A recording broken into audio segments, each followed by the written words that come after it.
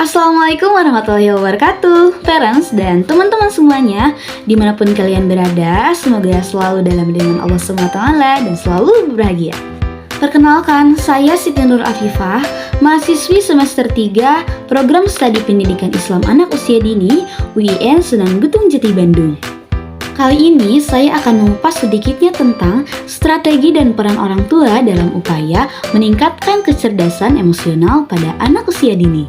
Nah, dari tema yang tadi kita sebutkan, ada beberapa poin yang akan dibahas. Di antaranya ada faktor yang mempengaruhi perkembangan emosional anak, ada juga peranan orang tua dalam memberikan stimulasi terkait pengelolaan emosi anak, dan yang terakhir ada strategi dalam peningkatan kecerdasan emosional anak. Sebelum pembahasan lebih lanjut, alangkah lebih baiknya kita mengetahui mengenai istilah-istilah yang berkaitan dengan tema yang akan kita bahas. Yang pertama ada anak usia dini. Anak usia dini adalah anak dengan rentang umur 0 sampai 6 tahun. Ada juga yang menyebutnya anak dengan usia 0 sampai 8 tahun. Nah, di Indonesia sendiri, anak usia dini sering juga disebut dengan istilah anak dengan usia prasekolah. Anak usia dini adalah sekelompok anak yang berada dalam proses pertumbuhan dan perkembangan yang unik. Emosi adalah perasaan yang memiliki dampak besar pada perilaku. Emosi merupakan aspek penting dari perkembangan anak usia dini. Kemudian, apa sih yang disebut dengan kecerdasan emosi? Nah, kecerdasan emosi ini merupakan suatu kemampuan mengenali perasaan diri sendiri dan perasaan orang lain. Pengelolaan emosi yang baik ini merupakan salah satu aspek dari kecerdasan emosional. Kemampuan untuk mengelola emosi sangatlah penting untuk dipelajari anak-anak, terutama yang memasuki usia 2-4 tahun. Pada usia ini, anak-anak akan mulai lebih sering menjalin interaksi dengan teman sebayanya dan dengan orang dewasa di sekitarnya. Langsung saja kita masuk pada pembahasan yang pertama, yaitu faktor yang mempengaruhi perkembangan emosional anak. Terdapat dua faktor yang dapat mempengaruhi perkembangan emosional anak, yaitu ada faktor internal dan ada faktor eksternal. Yang pertama ada faktor internal. Yang termasuk dalam faktor internal ini adalah faktor yang berada dalam diri anak tersebut, yakni pikiran. Anak dengan rentang usia prasekolah belum mampu secara optimal menggunakan akal pikirannya dalam mengelola emosi mereka. Pada usia ini, anak-anak memiliki kecenderungan untuk meniru perbuatan orang dewasa, sehingga ada tindakan emosi yang muncul cenderung mengikuti orang yang dilihatnya, bukan mengikuti perasaannya. Yang kedua ada faktor eksternal. Faktor eksternal ini berasal dari luar diri anak, di antaranya yaitu faktor interaksi orang tua dengan anak. Kehangatan orang tua dalam mengasuh anaknya berpengaruh terhadap perkembangan emosi anak. Ibu dengan pengasuhan yang hangat akan memberikan pengaruh timbulnya emosi berupa kasih sayang. Sedangkan ibu yang depresi dan memiliki sikap yang maladaptif beresiko buruk pada perkembangan anak dalam emosinya. Kemudian ada faktor kemampuan orang tua dalam mengatur emosi anak. Temperamen seorang anak juga berperan dalam pengaturan emosinya, dipandu juga oleh pola asuh yang diterimanya. Misalnya, anak lebih rentan terhadap emosi negatif serta kemarahan apabila dipengaruhi oleh pengasuhan yang lalai. Selanjutnya ada setting sosial. Ilmuwan juga menjelaskan bahwa bentuk aktivitas mental muncul dari konteks sosial dan budaya di mana anak berinteraksi, sehingga dalam memahami perkembangan anak, orang dewasa ditantang untuk memahami hubungan sosial yang ada di lingkungan tempat anak berkumpul. Dan yang terakhir ada faktor keterampilan sosial.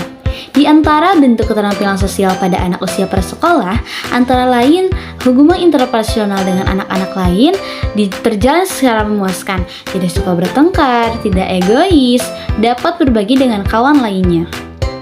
Next, kita lanjut ke pembahasan yang kedua, yaitu peran orang tua dalam memberikan stimulasi terkait pengelolaan emosi anak.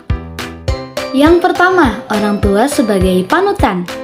Orang tua tidak semata-mata hanya menuntut anak, tetapi orang tua juga memberikan contoh kepada anak melalui tindakan-tindakan dalam kesehariannya.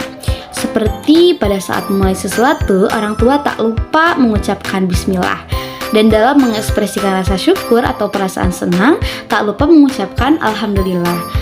Yang kedua, orang tua sebagai motivator. Sebagai motivator, orang tua melakukannya dengan memberikan motivasi kepada anak untuk berani mencoba hal-hal baru. Sebagai contoh, orang tua mengenalkan emosi rasa takut dilakukan dengan mendekatkan anak terhadap hal yang membuatnya takut, atau mengajak anak untuk melakukan permainan yang lebih menantang. Nah, selain itu, orang tua dapat menanamkan rasa empati kepada anak dengan mengajak anak berbagi makanan kepada teman-temannya.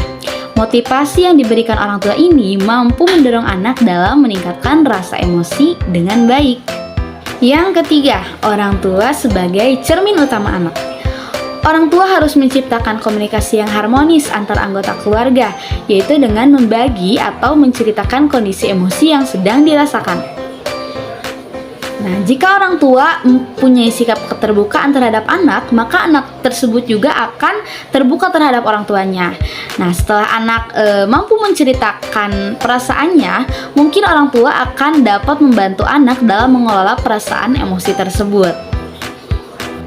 Dan yang keempat, ada orang tua sebagai fasilitator. Nah, sebagai fasilitator, orang tua dapat membentuk kegiatan yang dapat merangsang anak untuk mengelola emosinya. Kegiatan yang memberikan fasilitas kepada anak untuk belajar mengelola emosi sangatlah beragam. Antara lain, orang tua sering mengajak anak untuk berjalan-jalan. Nah, dengan berpergian ke tempat baru, anak dapat belajar untuk mengelola emosinya sesuai dengan situasi dan kondisi yang terjadi. Anak juga akan lebih mudah untuk beradaptasi dengan orang-orang baru, serta anak akan lebih berani untuk mencoba hal-hal yang baru. Yang jelas, kita masuk ke pembahasan yang ketiga, yakni strategi peningkatan kecerdasan emosional anak. Nah, ada apa aja sih strategi yang bisa dilakukan orang tua dalam meningkatkan kecerdasan emosional anak? Nah, di sini yang pertama, membiasakan berinteraksi dengan anak. Interaksi ini tampak dari keseharian yang dilakukan oleh orang tua kepada anak, seperti bermain bersama, memberikan nasihat, memberikan makan dan minum, termasuk mengurus kebutuhan lainnya seperti mandi dan sebagainya. Interaksi antara orang tua dan anak ini dianggap sebagai hal yang dapat memberikan dampak positif pada emosional anak.